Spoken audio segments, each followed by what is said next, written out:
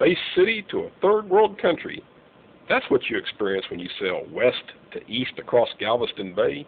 Where else can you sail for 6 hours, 20 miles, and be halfway around the world?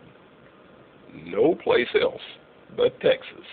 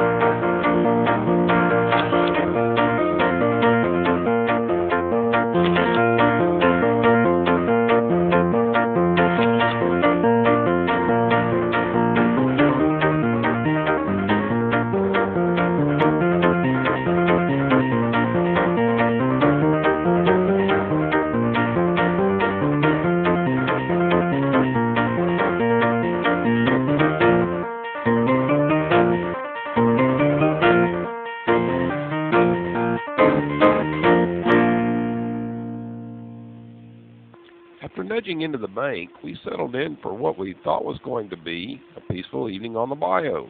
That night, a cold front was moving through the area around midnight. We were about 5 miles inland, which happened to be the exact location a thunderstorm was forming. Or should I say, dumping. Well, it's one thing to be caught out in a rainstorm or a squall while you're sailing. That's probably common to almost all sailors. But having your boat parked alongside of two others in the middle of a lightning storm and then realizing that yours has the tallest mast and probably the best lightning rod, well, let's just say it's a little unnerving.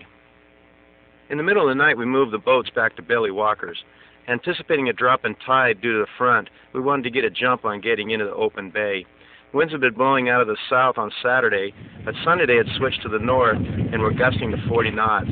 Ed and Lee decided that it was too rough for Little Bear and Reen to make it back, but after reefing the sails and rigging for rough weather, I determined that Milady could handle it.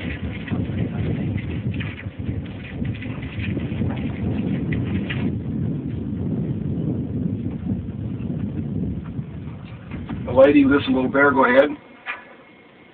Just wondering how the communications were. We still are okay, huh? So far, so good. I'll bump it up to high power if I have to, but looks like we're pretty good. What would you say the wave height is out there? So far, it's more of a chop than a big wave. I'd say probably 2 feet with a heavy chop. We're going to keep her under power until we're out of the channel because I don't want to risk any roundups and going into a spoil. Over. We'll stand by and continue to listen here, and good luck. Keep us posted. Okay, as soon as we get out of the channel out here, we'll go to 260, hoist some sails. I'll give you a call after that and let you know what it's like out there, over. Sounds good. Little Bear out. It may have started out as only a 2-foot chop, but by the time we were coming back up on 5 Mile Cut, we were seeing 8-foot rollers in water we thought was only 6 feet deep. Captain Dave, what have we ran into? You get those waves? 6 to 8 foot rollers breaking across the channel. We had a little incident with an accidental jibe. Everything seems to be under control at the moment, but we're still having a little trouble keeping the level here. We're a reciprocal course at the moment, headed back to Double Bayou. We're going to go ahead and put it back at Double Bayou. We're hoping that we get off this shelf, these rollers will smooth out a little bit right now. The course we need puts us in a pretty good trough. Take one over the back.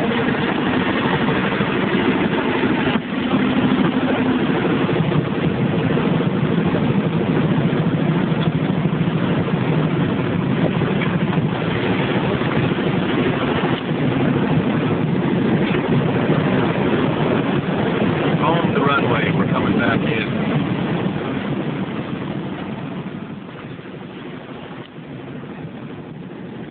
After juggling the boats around a little, we tied everything down at Billy Walker's and caught a ride back to Clear Lake.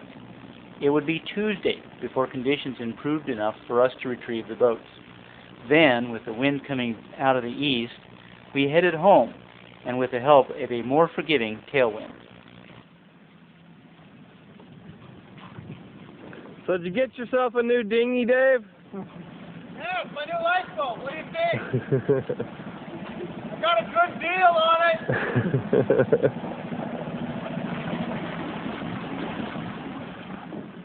Hey, Dave, turn the flag back around. Red bar on the bottom. Star points up. What seems to be the trouble, Dave? Oh, I'm just putting this up for the first time.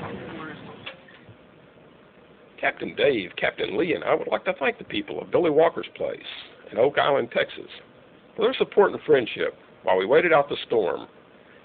The logbooks of Milady, Little Bear, and Reen are filled with fond memories now of Double Bayou and a place called Oak Island, Texas.